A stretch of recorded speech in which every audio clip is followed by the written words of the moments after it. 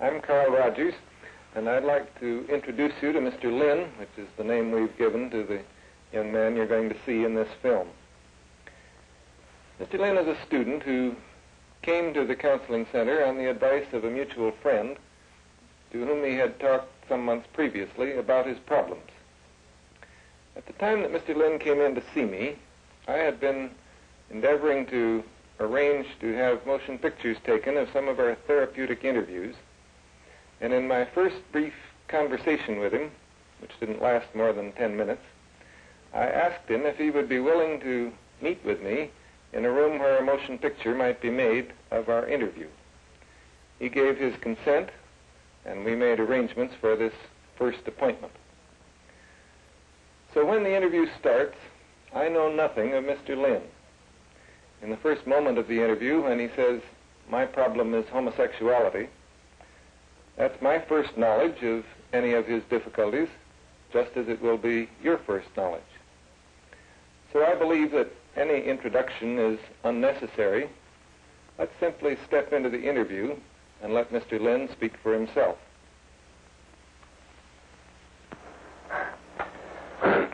Well, did I tell you anything about the nature of...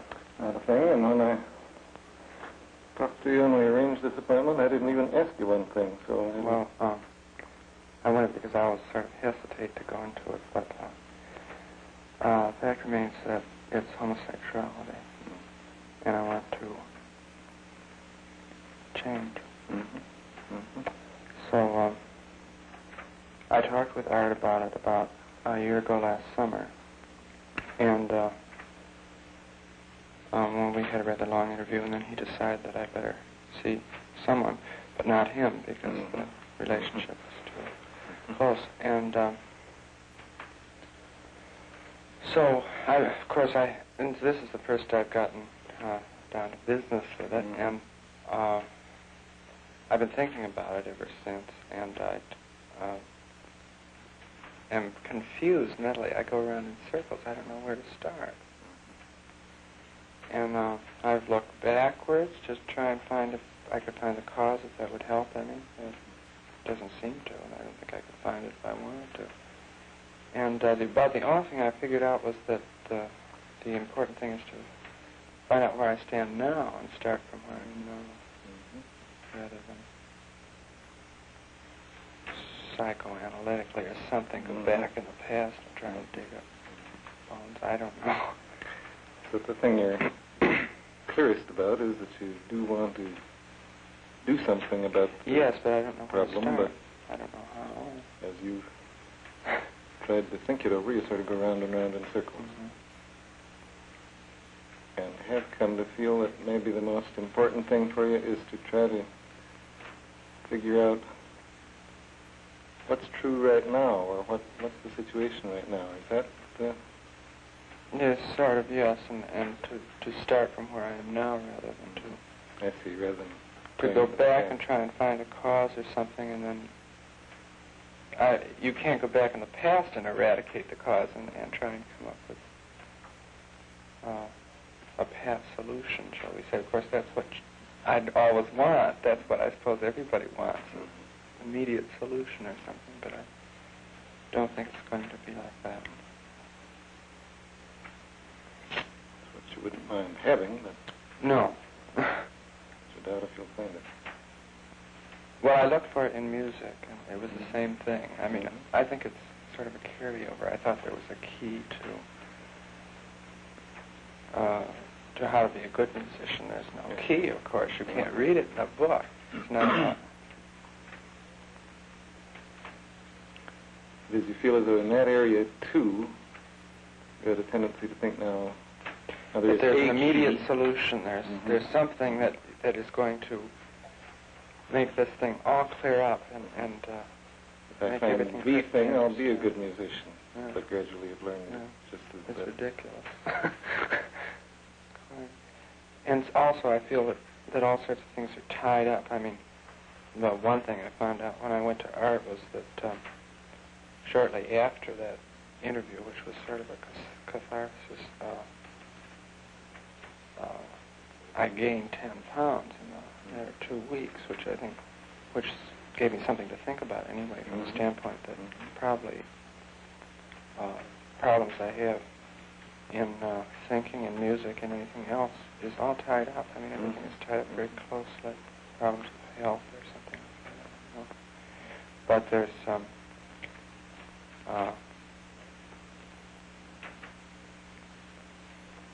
see.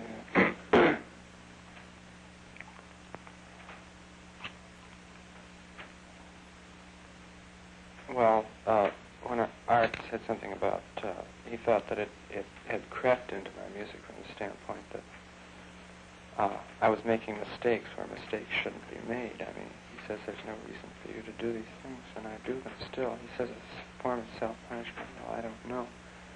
But then, too, there's this, I think the thing is in the form of a neurosis. I'm afraid to go ahead. I've always been afraid of new things, to go into something entirely new. It carries over a little bit in music. I'm sort of afraid to take up a new piece.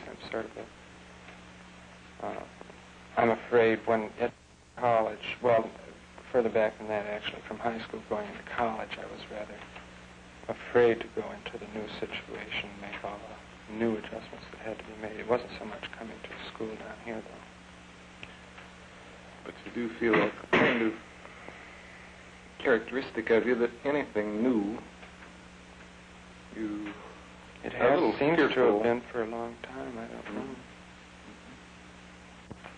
Meeting new people, it doesn't sort of carries it around.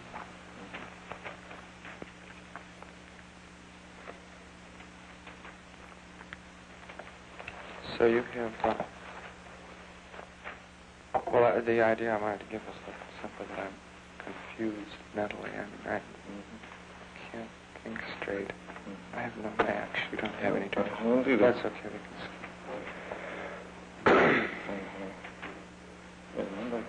Some.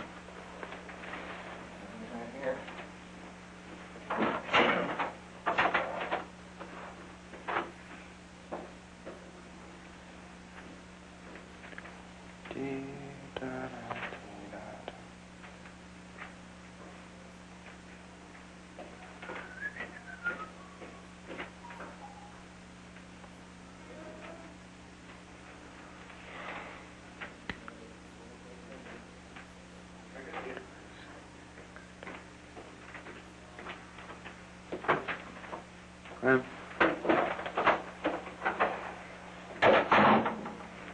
Sorry, thank you. Okay.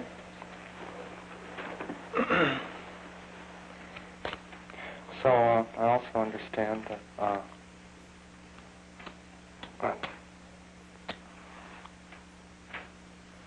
I am the one that has to solve the problem and not you, and yet I sort of want you to do it for me or something. I don't know.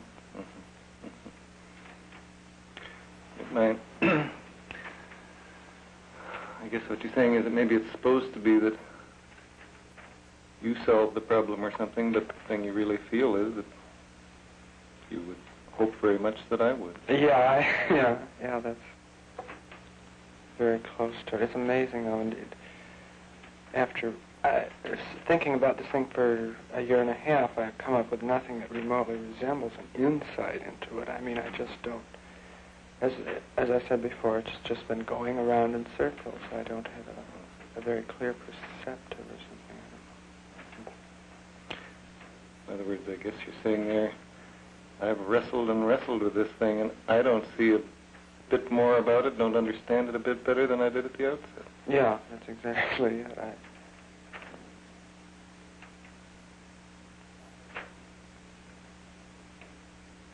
I just don't know how one goes about changing that sort of thing.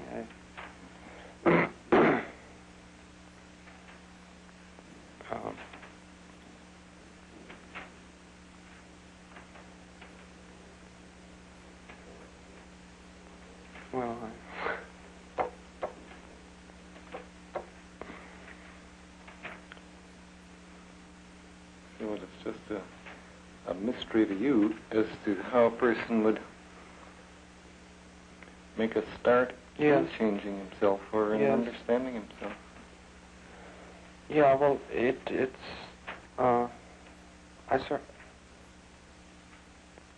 I go on dates all the time. Not all the time, but occasionally, because, well, I can be attracted to women, and yet, I don't know that it just doesn't seem to be the real thing. I mean, there's no real attraction, and it's sort of forced. And so the solution isn't just to go out all the time. It's some sort of a mental attitude or something. Or a neurosis. Maybe I'm just unwilling to change my subconsciously or something. I'm willing to change. I don't know. I guess you're saying there you've tried going through the behaviors of being interested in girls, and there's some which you have to do anyway, because society demands it. Which brings another point, is one of the big reasons for wanting to change is simply society's attitude toward the whole thing. It's an impossible situation. For some people, they like to defy convention, and that's all right for them, but for me it's not, because, well, there's just such a social stigma attached to the whole thing. You get sort of tired of acting a part for...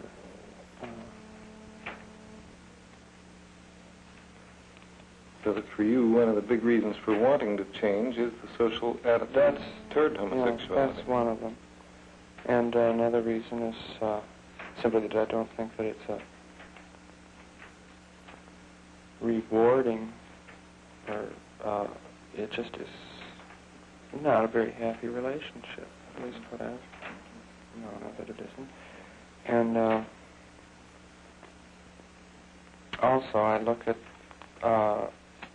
when I get older, the picture changes. I mean, when you're young, it's one thing. When you're old, it's horrible.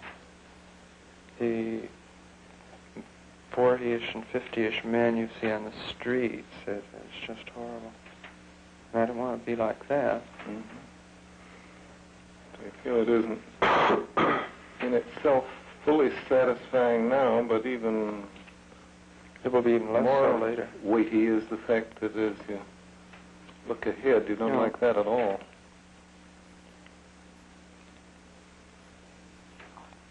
And from what I see of course I have an entirely different perspective on ordinarily heterosexual relationships in my age group. And from what I see of them, they're satisfactory, although there's an awful lot of nonsense that goes on there that I think is sort of stupid, but that has the approval of society, for one thing, and still it seems to be a workable, more workable, more satisfying relationship all the way through.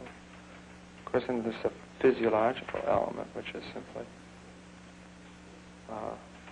who was it? Gide tried to justify it. It just can't be justified. It's silly. But that's outside the realm of my experience, so I don't know. Yes, I sort of get the feeling that you're saying there are various cultural and intellectual considerations on this.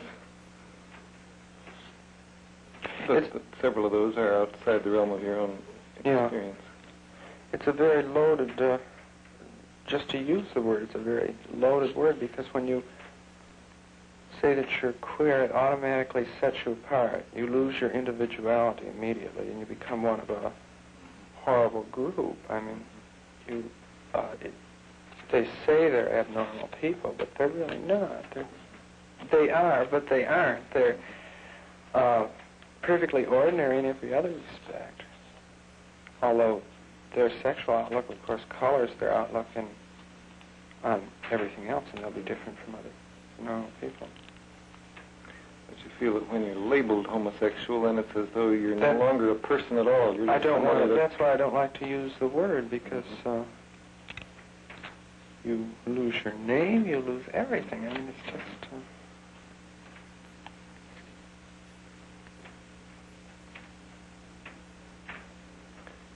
That label really destroys you as a person and just puts you in a class. Puts you in a class that's not accepted. It's not balanced.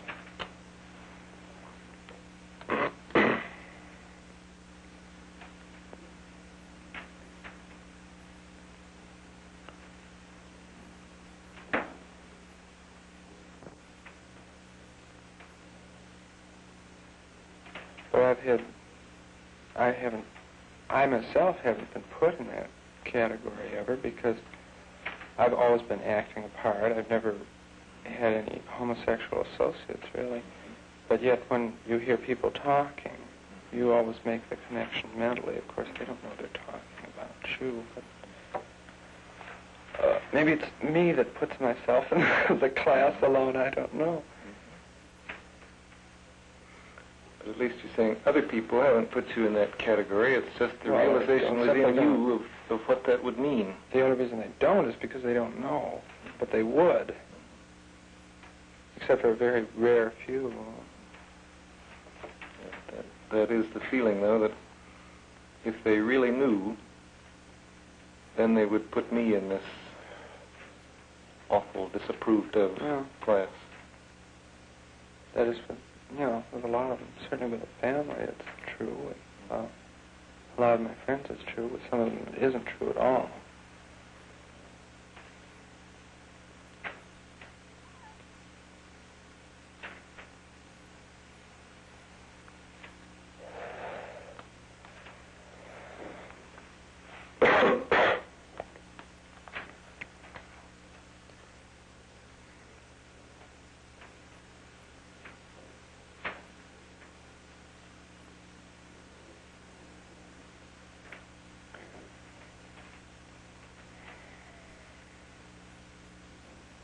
Well, I don't know where to go on. It's I go in cycles of times when I'm more attracted to women, sometimes almost entirely heterosexual in outlook. That happened at school I was before I came down here. But for a while, for a short while, but then I also lapse back into it. I don't know why. Whether it isn't, maybe it's a retreat or something, I don't know. Or an escape, I don't know. That's the kind of thing you don't understand. All you're quite sure of is that your feelings do change to some degree from time to time. It is that there have been periods when you felt quite strongly heterosexual in interest. And other times when I guess it feels to you a little bit as though it was a going back or something like that. Oh, this is just too much. Why do I bother? That sort of thing hits me when walking down the street or something. I just give up. What am I going to all this effort for? Yeah, what is the use? And then it's mostly entirely mental. I mean, it has nothing to do with relationships or everything. It's just a sort of a... But of course, to lots of people, they say, well, that's absolute nonsense. You're not homosexual. You don't act it. You don't go around with men. You're not. But it's the mental attitude. I mean, it's ridiculous. But you feel, yes, it's true that this doesn't have too much to do with what goes on outwardly in my relationships. It's something within me. Yeah, it's for those people that can see it. It's evidenced outwardly by a certain lack of sincerity, maybe, or something. A lack of. It's just, as I say, it's an act, and it gets to be an act which I put on, I guess, for society, and it gets to be a drag because it takes a lot of energy. I mean, you have to be. It's hard to keep putting on an act. You think of you always have to be thinking about not what you would ordinarily do, what you would naturally do, but what is the accepted thing to do, and you have to do that. Feel in a sense that you're always following a fairly involved script. Yeah. Whereas motivation is the one thing, and on the other hand is the purely insincere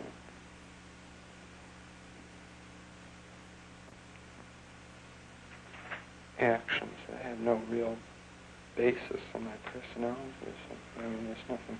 Mm-hmm. Sort of as though you are going in one direction, but this act that you can put on is going off in another direction. Sometimes they come together, and sometimes they go further and further apart. When they go further apart, I think I stop dating, and never thought of that. I have all sorts of devices for escaping. I go to movies, I read books, I do all sorts of things that are...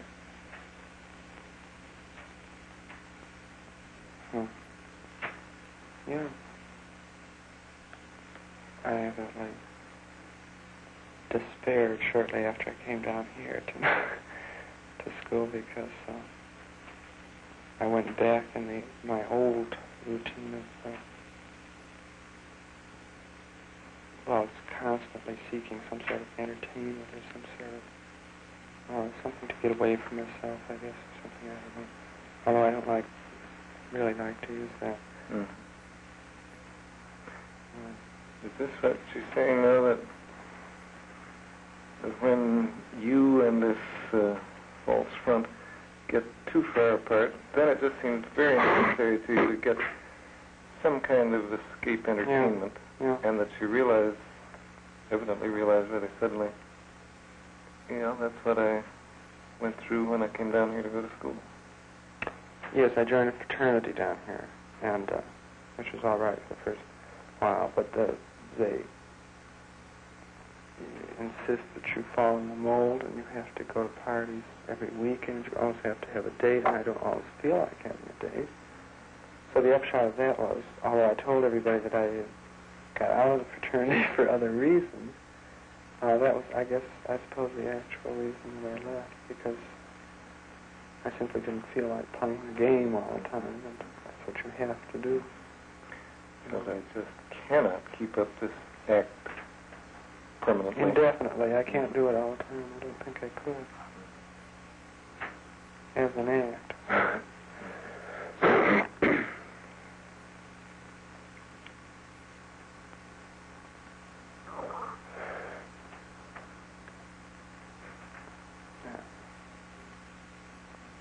I suppose wasting time comes into it somehow.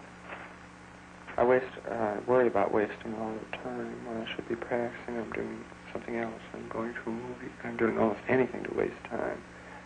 And I wonder why that is. Is it in these periods you feel almost compelled to waste time? Is that? I feel more compelled to waste time than I do to practice, and yet I like to practice very much. And then I think about, well, oh my gosh, look at the amount of time that slipped by, and I start getting either depressed or angry or something.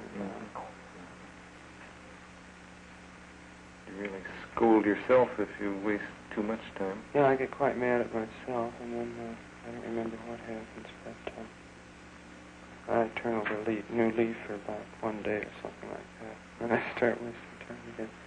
Although I always manage to pull through school, because school isn't anything much. My great battle is my piano.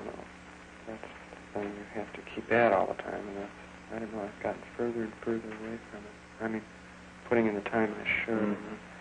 I suppose it also, I don't see how. Maybe I associate playing the piano with something, but I waste time when I'm sitting there practicing. I mean, I putz, I improvise, I do almost anything but what I should be doing. Why is it?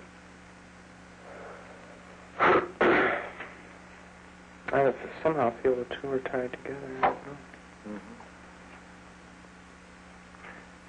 sounds as though right in the piano playing, you certainly experience this impulse toward time wasting. And not in the playing, in the practicing. Yeah, well, I mean in the practicing, yeah. I see. Yeah. Because the playing, it's a different thing. Once I get something under my fingers so that I can play it, it's become a sort of a staple thing. And it's become part of the past, which I don't mind going back to. It's the new things, again, that I'm always afraid of. Not afraid of tackling, but I want to get out of doing. Maybe that's how it ties in. I get a new piece, and I putz around it till I more or less can play it, and then I really can work on it because it's becomes so much easier that it's... Whether it's the newness of it or what that brings this about, at least there's a feeling that whatever you do in your practicing is tied in some way with a lot of other things. Mm-hmm. I wonder if it's tied in with the idea of changing and being afraid or being sort of not knowing how or something. How do I ever get a new piece done under those circumstances? It's quite important because it takes me much longer time than it takes other people to do a thing. Once I get it done, though, I can do it quite well.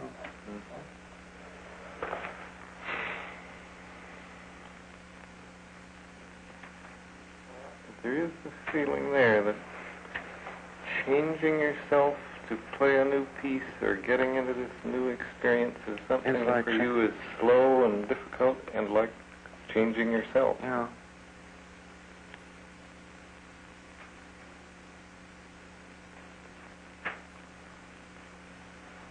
And then I have great moods of depression. I don't know. I haven't had any since I've come down here, at least not very one or something, but I have tremendously depressed moods. I think those are when I can just lose.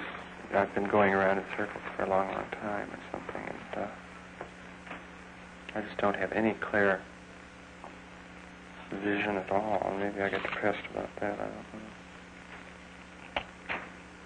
Don't feel that you understand them, so maybe it's when you've been going around in circles for a long time. But at least there are times when you just feel terribly down. Mm-hmm.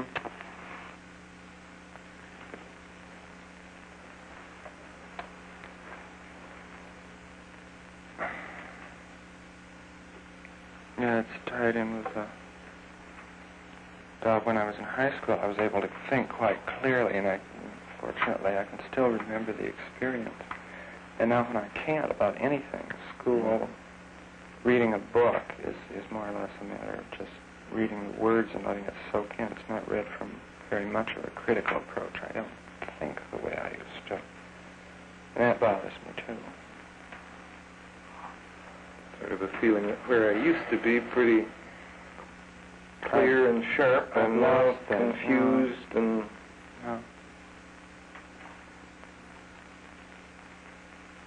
Yeah, that's it. Exactly. And consequently, I feel that I bungle everyday things because I'm not able to think or something.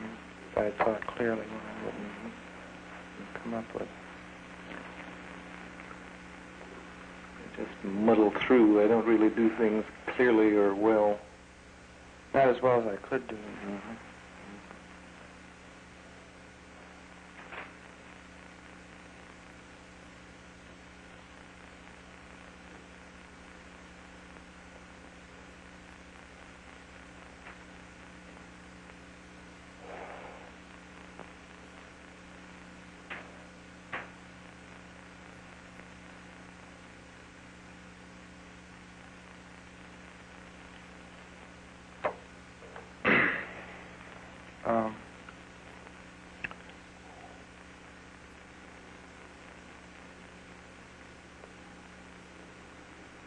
I forget some of the things that I wanted to bring up because I'm not in an especially disturbed state right now.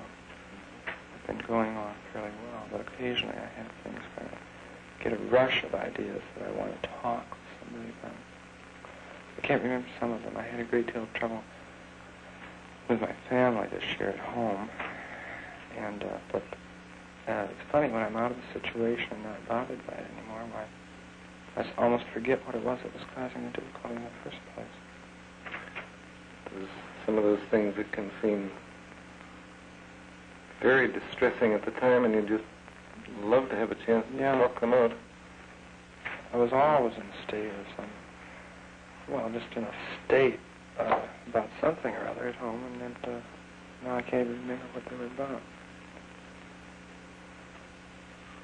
You can hardly remember clearly what all the strain and stress with your family was. When I get in a depressed mood, it's the same thing. When I get out of it, I can't remember what I was depressed over. But surely I'll be in another one in a week or so. Maybe I like them, I don't know. Maybe you get into them by choice or something, or... Maybe, I don't know. It might be that's an escape too. I would just give up trying to think about it, and I just get in a mood or something. I don't know what really... I've never thought about them too carefully when I'm in them. I don't know what constitutes one of my depressions, but I've noticed it before, though, that as soon as they're over, I can't remember what they were about. So whatever the experience is in these kind of black times, at least when you're out, it's as though you had no recollection. Or else I can remember the thing that caused it, but I can't remember it in the same frame of mind I was in then. And when I'm out of them, they feel ridiculous. They're very silly, trivial things. But they get magnified when I go into a depression, and that's all I think about is something. I guess you're saying that perhaps objectively they really may be trivial things, Quite but silly. When you're in that mood, they're enormous things. Yeah.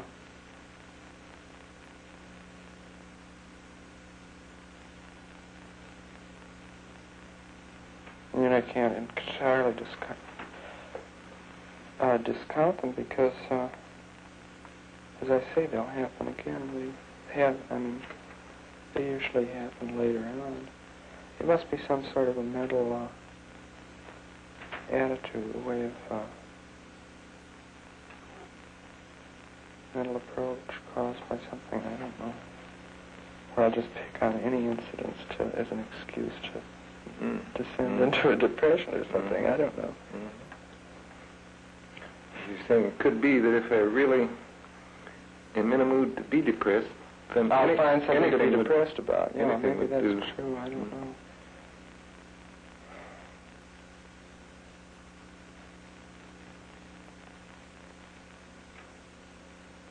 Seems like this is miles away from the subject, but it's, as I say, I think they're probably all related. So I might just as well present the whole picture.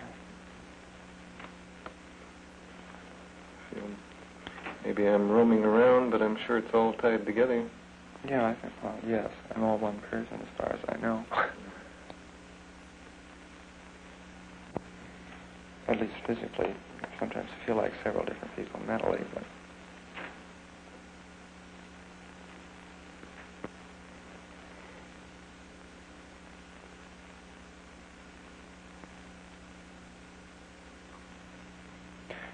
And I wonder about this idea of clear thinking, whether that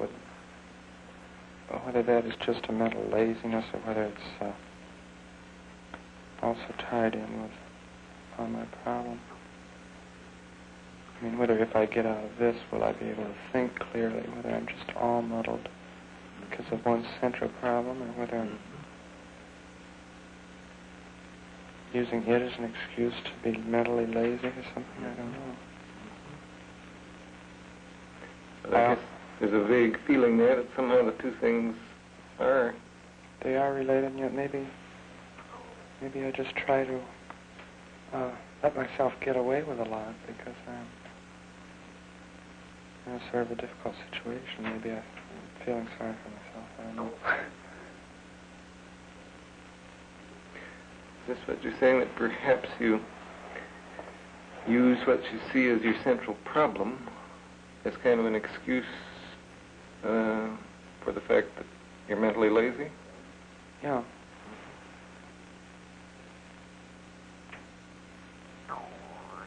And yet I don't really feel it. When I'm reading a book, I want to get as much out of it as I can. I want to read it critically. And when I'm reading it, I'm thinking about wanting to do it, and yet I still don't do it.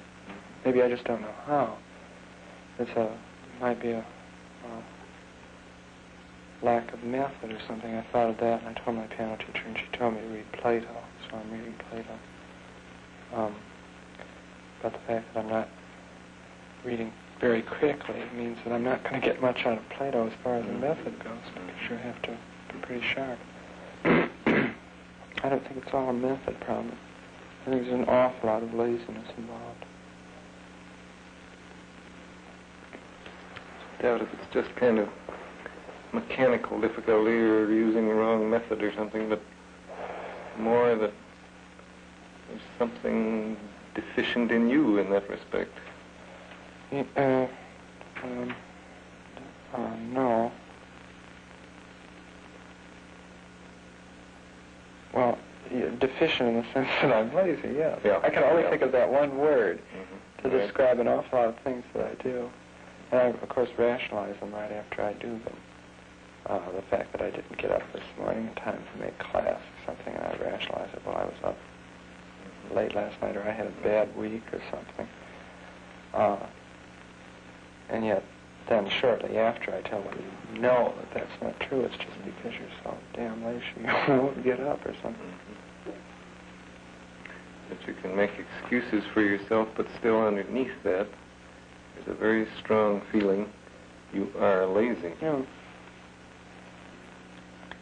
Evidenced in the amount of time I can spend sleeping.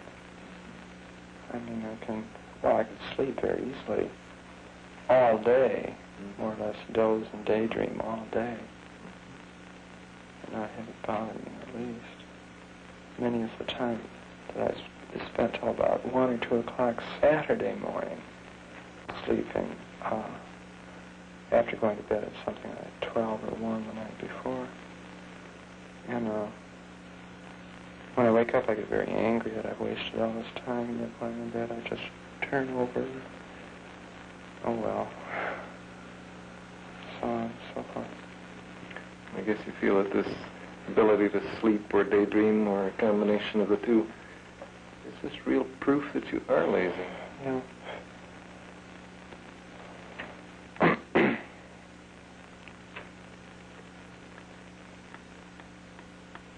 Maybe I want to sleep again. I don't know. Maybe that's another thing. Maybe what? Maybe I want to sleep. Maybe I would rather sleep than do what I should be doing. If I were up, I would be practicing something or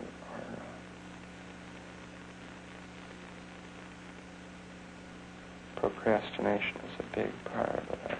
I love to put everything off. But maybe I really choose to sleep rather than the other alternatives. Yeah. It's not a very conscious choice, though. I mean, I don't know.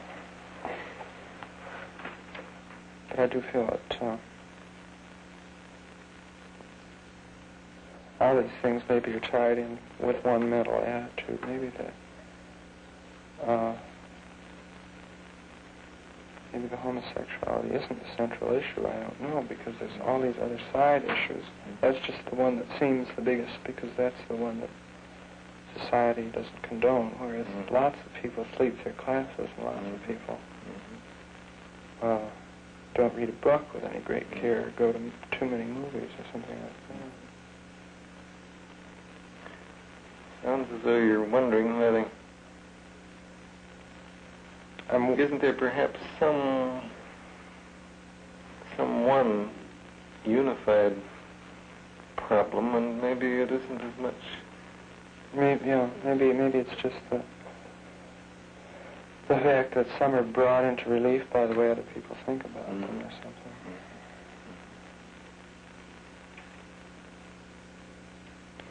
Some problems would have sharper social aspects and some would not. Yeah. But isn't there really in me one quite unified problem, whatever it is? Well, there might be. I don't Yeah. know.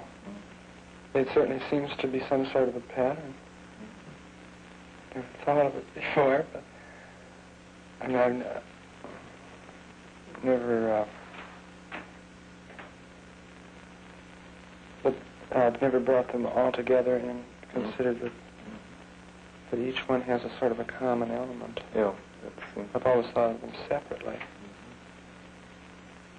But there does seem to be some sort of a common element, the fact that waking up to face a new day is almost too much to be born. Something like that. Maybe that's another retreat from what's new. By rights, I should be a political reactionary, but I'm not.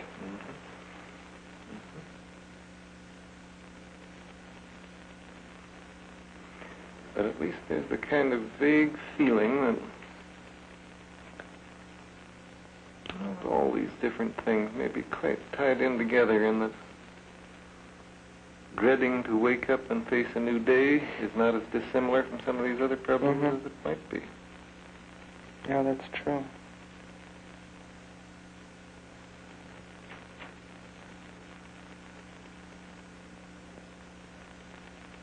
Well, I can't understand what would cause something like that. Of course, that's looking for the cause. That's not looking at the way I am.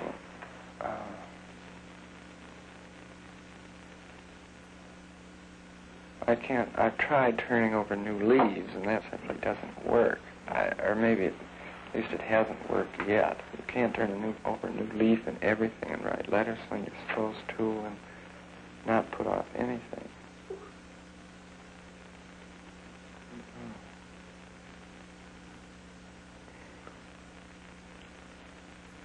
But it is sort of, I guess what you're doing is sort of trying to feel out the implications of this and realizing, well, certainly this doesn't change just by saying, okay, now tomorrow I will change. Change. No, it doesn't work.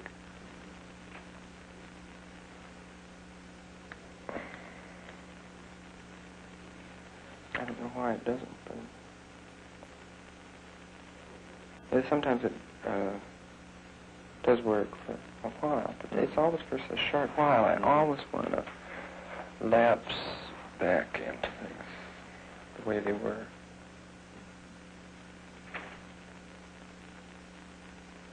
I seem to want to slide back or something.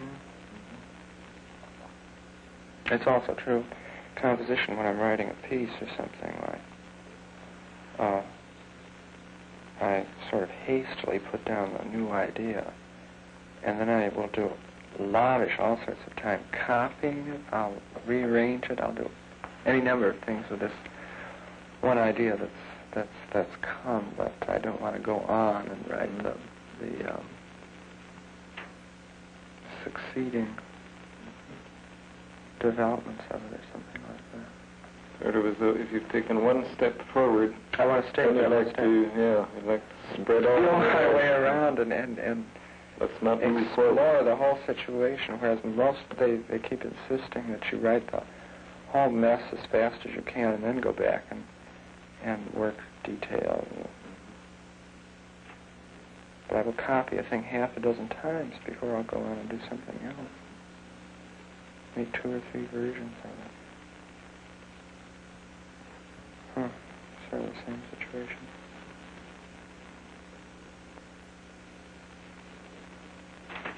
Well, there again, that's kind of the same pattern. Same as the piano, same as the... it's the new that's what all sort of frightens me. So it seems to be sort of an obsession now. Sort of feel as though it's surprising the extent to which this does seem to be a theme of being afraid of the new day, the new task, the new... Yeah, it's been as long as I can remember it, too.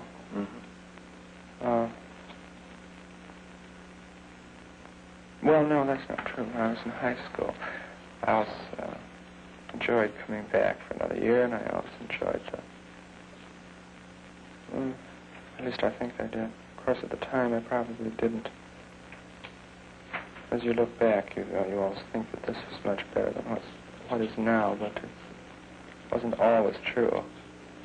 I remember very distinctly in my senior year in high school that I was thinking how much better the years before were than this year, and then I all of a sudden thought, well, in a few years I'll be thinking this was just about as fine as anything I ever had. I don't remember the mental environment that you were in at the time or something, I don't know. Or that you looked at these things the way you looked at them at the time. You just remember what's good about them or something, I don't know. I sort of realized that even back there, the past tended to look better, and yet that you might have been really deceiving yourself about that. But when it was the present, maybe it wasn't so hot. Yeah. I see our time's about up for today. Oh, is it? Mm-hmm. Would you like to come back at 11:30 next On Saturday? 11:30 next Saturday? Mm-hmm. Yeah, that would be fine. Okay. And I'll try and make it on time. I'll try to be ready and back. Okay. Okay. Fine. I think that this was a somewhat characteristic first interview. I'm sure that the development of it follows the kind of thing that one often sees, namely, first my problem is a certain label, and then gradually the individual begins to get more and more into his experience and begins to see that perhaps the problem is not that labeled thing, a neurosis or homosexuality or inferiority complex or whatnot, but that the problem lies more in his total experience. And it seemed to me that this boy began to recognize something of the patterning of his experience, that there were themes and threads running through his life that were perhaps in some total sense more important than the thing that he saw as the problem. I think as far as the relationship was concerned, it seemed to me easy but not deep. As is more and more true of people who come for help these days, he seemed to be prepared for the counseling experience, evidently through this talk with his friend.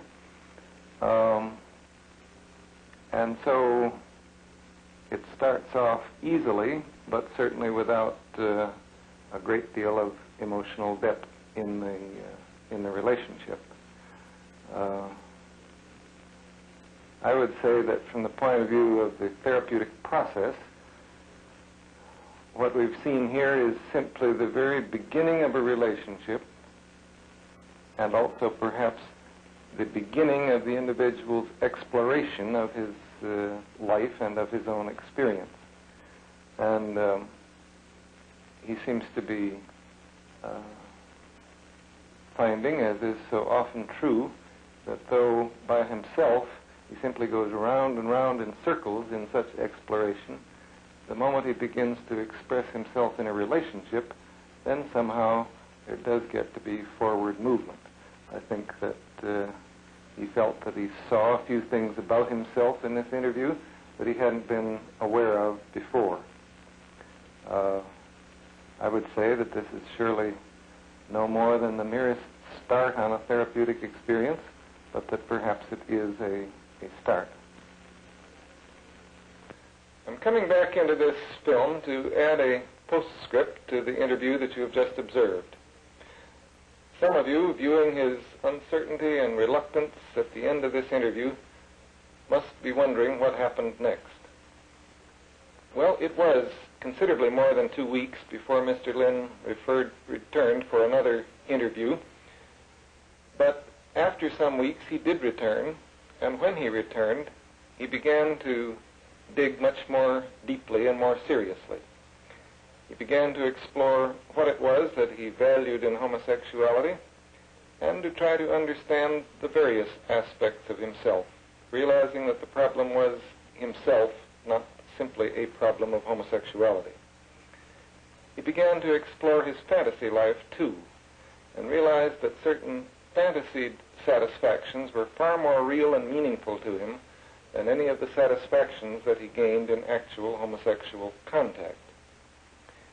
In short, he did return, and he has entered therapy, and while the story is still unfinished, I thought that you might want to know that following a period of uncertainty, he did make the choice to attempt seriously to reorganize his personality and his behavior.